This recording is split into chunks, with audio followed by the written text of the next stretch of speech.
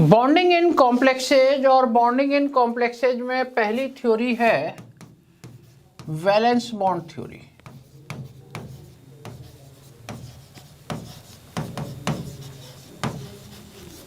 दो थ्योरी है, एक valence bond theory and crystal field theory.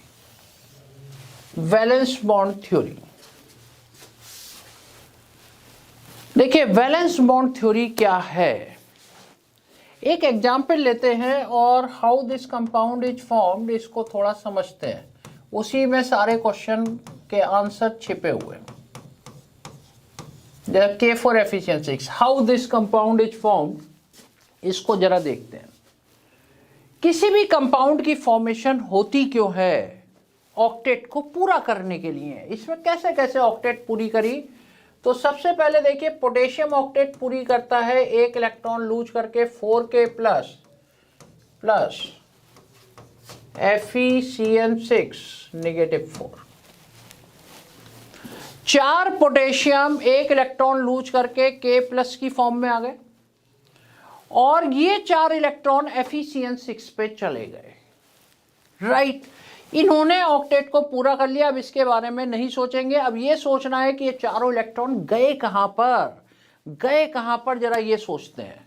Cn को जरा देखते हैं। Cn में कार्बन है 4 इलेक्ट्रॉन और नाइट्रोजन है 5 इलेक्ट्रॉन, 3 इलेक्ट्रॉन की शेयरिंग हो गई। आप देखिए यार, नाइट्रोजन ने तो ऑक्टेट को पूरी कर लिया, नाइट्रोजन की ऑक्टेट कंप्लीट है, लेकिन कार्बन की ऑक्टेट पूरी नहीं है। कार्बन पे रह गए 7 इलेक्ट्रॉन। तो होता क्या है, ये इलेक्ट्रॉन यहां पर आ गया और इस पर निगेटिव चार्ज साइनाइड आयन बन गया और कार्बन साइड से ये अटैच हो जाएगा।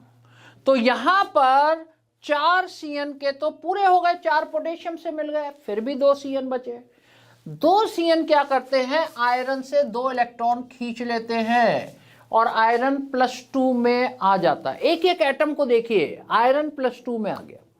अब आयरन ने भी किसी लालच में दिए हैं इलेक्ट्रॉन, किसी लालच में दिए हैं, और वो क्या लालच है वो जरा देखते हैं। Fe के पास 26 इलेक्ट्रॉन थे, 24 रह गए। अब 24 is not a inert gas configuration, या तो 18 है या 36 है, आसपास वाले 18 है या 36 है। 18 होने का चांस नहीं है, 18 होने का चांस नहीं है, दे सकता नहीं, कोई लेने वाला नहीं है। ये अपने आप को 36 करेगा और यही इसका इफेक्टिव एटॉमिक नंबर कहलाता है। आफ्टर बॉन्डिंग जितने इलेक्ट्रॉन सेंट्रल मेटल एटम पे होते हैं उसे इफेक्टिव एटॉमिक नंबर कहते हैं, EAN कहते हैं। ये भी एक क्वेश्चन है, अभी हम देखेंगे कैसे। अब हमें यह सोचना है आयरन कैसे इनर्ट गैस के कॉन्फ़िगरेशन को अटेन कर रहा है। आयरन का कॉन्फ़िगरेशन होता है 26, 1s2 2s2 2p6 3s2 3p6 4s2 3d6। और इसमें आयरन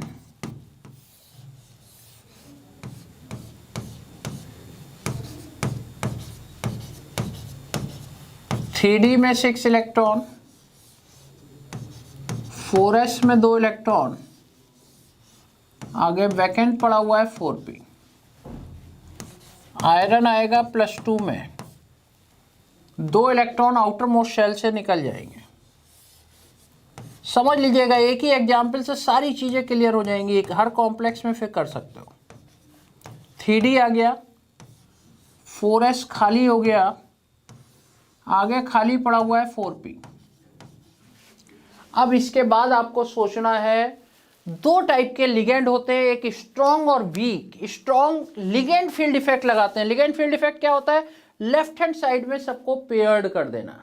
वीक लिगेंड नहीं कर पाएंगे, वो यहां से भरना शुरू होंगे, आगे का भी डी यूज हो सकता है। Cn is a strong ligand, Cn NO2 and CO, ये 3 को ध्यान रखिए। These are the strong ligands.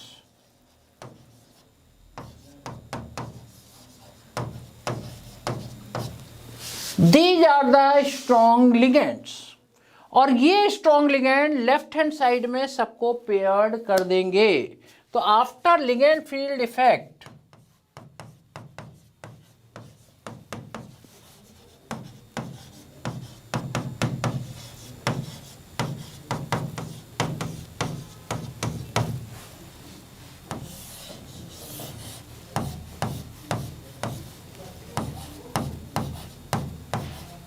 ये 3D में आ गया,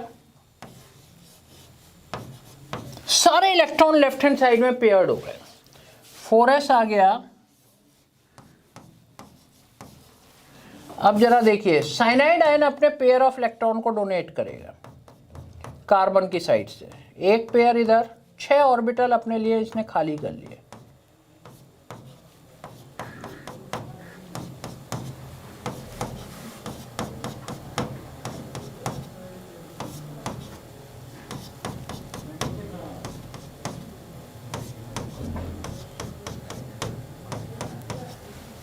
और ये हाइब्रिडाइजेशन क्या हो गया, this is D2sp3 and octahedral. दूसरी चीज क्या हुई, सारे इलेक्ट्रॉन पेयर्ड हो गए, so it is diamagnetic in nature. Iron के बारे में सोचिए, आयरन के पास 26 इलेक्ट्रॉन थे, 24 रह गए और ये 12 इलेक्ट्रॉन और आ गए, 24 + 12 36 इलेक्ट्रॉन हो गए। So after bonding it has 36 electron, सबकी ऑक्टेट पूरी हो गई, इसलिए ये करना पड़ा। और सारे क्वेश्चन इससे पूछे जाते हैं, क्या हाइब्रिडाइजेशन होगा, इनर ऑर्बिटल होगा, आउटर ऑर्बिटल होगा, ये क्या चक्कर है। एक्चुअल में अगर डी पहले भर गया एस के भरने से तो ये इनर ऑर्बिटल कॉम्प्लेक्स कहलाते हैं। और मान लीजिए वीक लिगेंड होता तो क्या होता, sp3 D2 बनता, डी बाद में भरता है एस और पी के, तो वो आउटर ऑर्बिटल कॉम्प्लेक्स कहलाते हैं। इनके और भी नाम होते हैं, स्पिन की पेयरिंग हो गई तो स्पिन पेयर्ड कॉम्प्लेक्स कहलाएंगे, और लो स्पिन कॉम्प्लेक्स कहलाएंगे। लो स्पिन मतलब यहाँ पर +½ -½ +½ -½ सब जीरो हो गए, तो लो स्पिन कॉम्प्लेक्स कहलाएंगे। और अगर ये बाद में भर रहा है तो ये हाई स्पिन कॉम्प्लेक्स कहलाएगा और स्पिन फ्री कॉम्प्लेक्स कहलाएगा, स्पिन फ्री कॉम्प्लेक्स कहलाएगा। और इसमें देखिए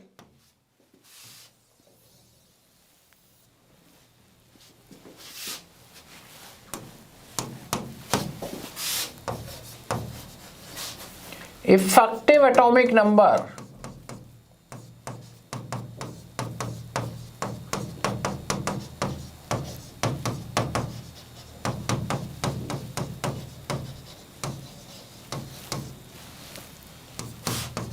atomic number,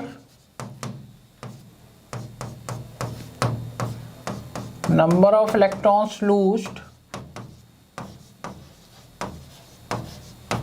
+2 into number of ligands.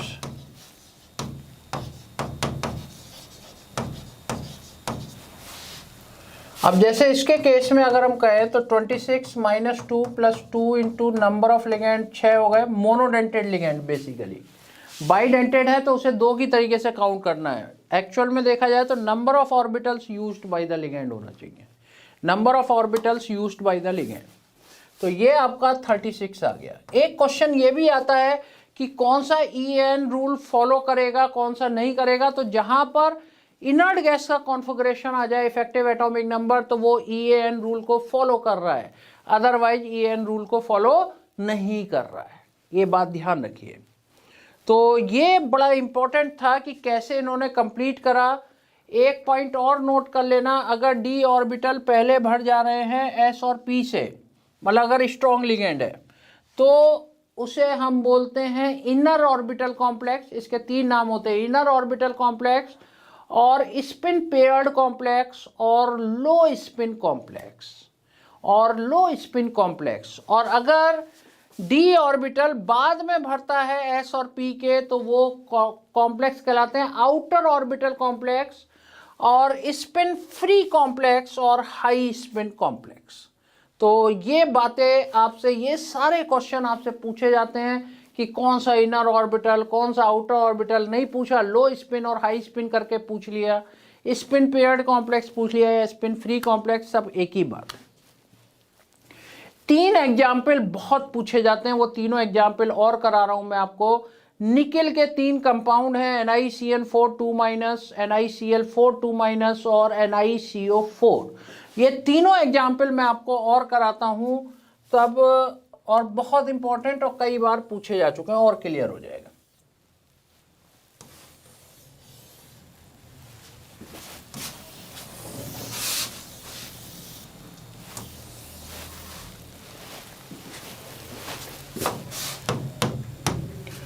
ये एग्जाम्पल है NiCN4 2 minus NiCl4 2 minus and NiCO4। Nickel का एटॉमिक नंबर 28 होता है। 1 by 1 लेके चलते हैं, NiCN4 2 माइनस लेके चलते हैं, 4 लिगेंड है, निकेल H+2। निकेल का 28 1s2 2s2 2p6 3s2 3p6 4s2 3d8।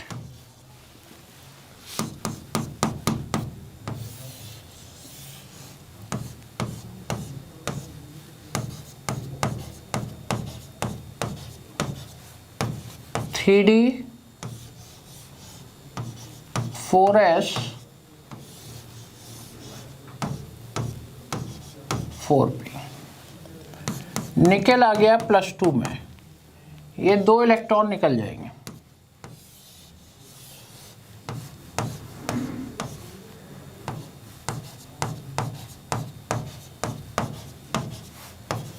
Three D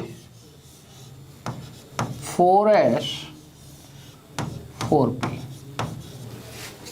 यहां तक सही है, निकेल +2 में आ गया। अब इसके बाद आप देखिए CN is a strong ligand, और strong ligand ligand field effect लगाएगा। आफ्टर लिगेंड फील्ड इफेक्ट क्या होगा? आफ्टर लिगेंड फील्ड इफेक्ट, तीनों एग्जाम्पल बहुत इंपॉर्टेंट है, तीनों करा रहा हूं। फील्ड इफेक्ट,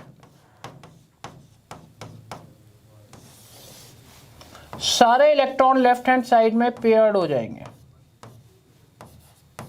8 इलेक्ट्रॉन ऐसे करके आ गए, एक खाली हो गया, आगे 4s खाली पड़ा हुआ है और आगे खाली पड़ा हुआ है 4p। राइट। अब 4 CN है मेरे पास, 4 CN अपने पेयर ऑफ इलेक्ट्रॉन को डोनेट करेंगे।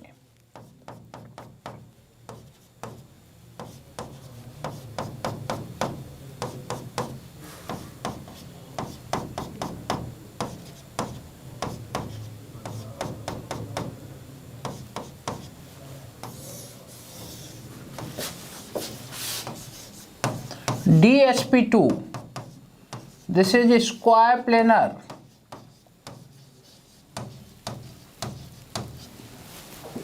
और सारे इलेक्ट्रॉन पेयर्ड हो गए, इसलिए इसका नेचर कैसा होगा? डायामैग्नेटिक। डायामैग्नेटिक नेचर होगा। इफेक्टिव एटॉमिक नंबर क्या होगा? 28 में से 2 गए, +2 × 4, नहीं पहुंच पाया 36 तक, 34 पे अटक गया, क्योंकि इसके साइज ने अलाउ नहीं करा कि 5 लिगेंड लग पाए। 5 लग जाते तो हो जाता काम, सही है, तो इसके साइज ने अलाउ नहीं करा। तो ये आपका, ये सब पूछे जा चुके हैं क्वेश्चन। DsP2 हाइब्रिडाइजेशन है, इनर ऑर्बिटल कॉम्प्लेक्स है, स्क्वायर प्लेनर शेप है, डायामैग्नेटिक इन नेचर है, ये मैग्नेटिक बिहेवियर आपसे पूछा जाता है। सारे पेयर्ड इलेक्ट्रॉन हो गए और इफेक्टिव एटॉमिक नंबर 34 आ गया। अगले वाले में जब हम आते हैं तो देखते हैं, जरा डिफरेंस इसी में करते हैं, जरा इसे, है ना, NiCl4 है ना, इसको करते हैं।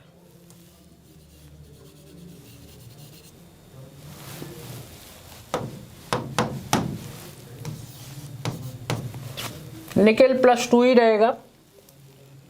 अब देखिए, इसमें नीचे का पार्ट हटा देते हैं।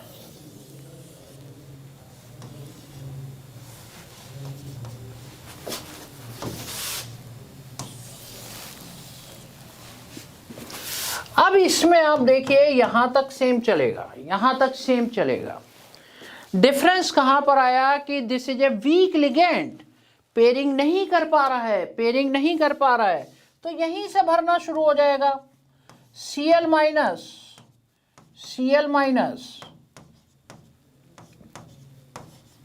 आप लोग दोबारा लिखिएगा Cl माइनस, और ये हाइब्रिडाइजेशन चेंज हो गया, sp3 हाइब्रिडाइजेशन आ गया, शेप इज टेट्राहेड्रल हो गई, टेट्राहेड्रल।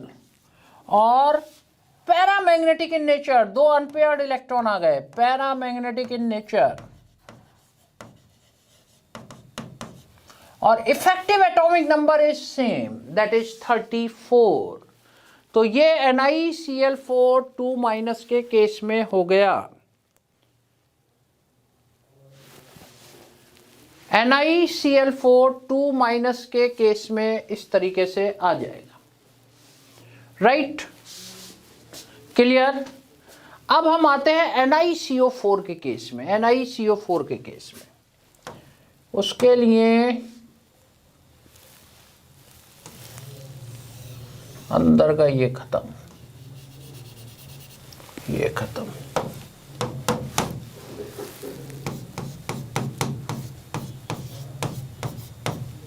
निकेल हो गया 0, 0 है तो ये उड़ाइए।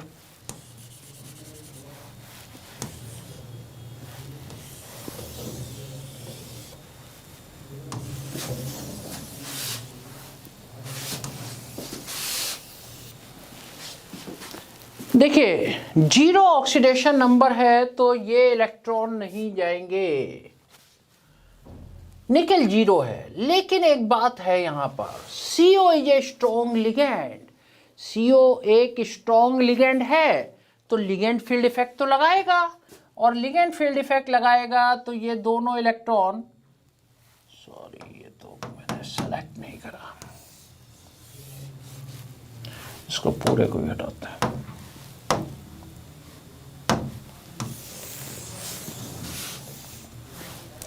देखिए इसको दोबारा से बना रहे हैं। यहां पर निकेल का पहले 3D में 8,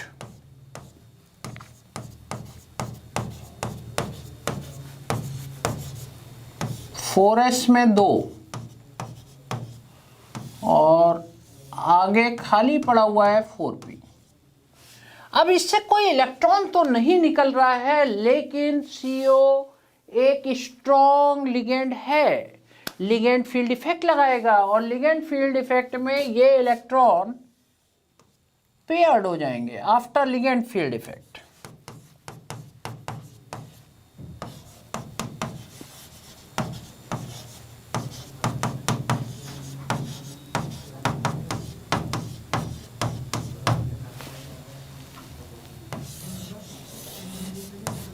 थ्री में 10 के 10 इलेक्ट्रॉन आ जाएंगे,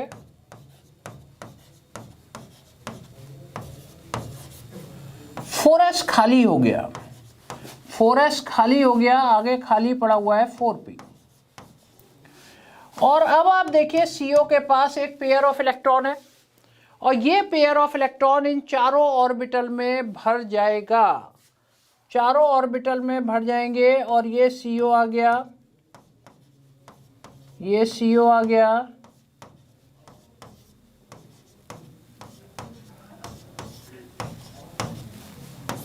और ये हाइब्रिडाइजेशन हो गया sp3 एंड टेट्राहेड्रल, टेट्राहेड्रल। और डायमैग्नेटिक, पहले वाले से देखो डिफरेंस क्या आ गया, NiCl4 2- से क्या डिफरेंस आया, वो पैरामैग्नेटिक इन नेचर था, लेकिन ये कैसा हो गया, सब पेयर्ड है, it is diamagnetic. Effective atomic number भी डिफर हो जाएगा, इफेक्टिव एटॉमिक नंबर यहां पर क्या होगा 28, कोई इलेक्ट्रॉन नहीं निकलेगा, 2 into number of ligand 4, 36 effective atomic number हो जाएगा, 36 is the effective atomic number. तो ये बड़े इंपॉर्टेंट एग्जाम्पल थे करना, मैंने आपको बता दिया K4 एफिशिएंसी का केस, और ये तीनों केसेज आपको किस तरीके से वैलेंस बॉन्ड थ्योरी से आंसर करना, कोई सा भी आ जाए इसी तरीके से आपको करना है। अब इसके बाद एक नई थ्योरी की तरफ बढ़ रहे हैं हम लोग।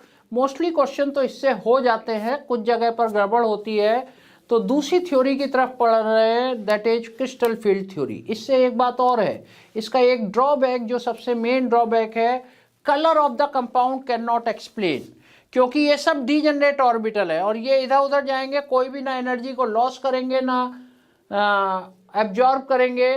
तो कलर कैसे आ गया? कलर बिना रेडिएशन के निकले तो आएगा नहीं, और सेम एनर्जी के ऑर्बिटल में अगर शिफ्टिंग हो रही है तो कुछ भी नहीं होगा। तो colour of the complex can not be explained by valence bond theory. ये जो कलर ऑफ द कॉम्प्लेक्स जो होता है वो due to the crystal field theory होगा, राइट। तो ये अब नई थ्योरी की तरफ हम लोग बढ़ रहे हैं, that is the crystal field theory.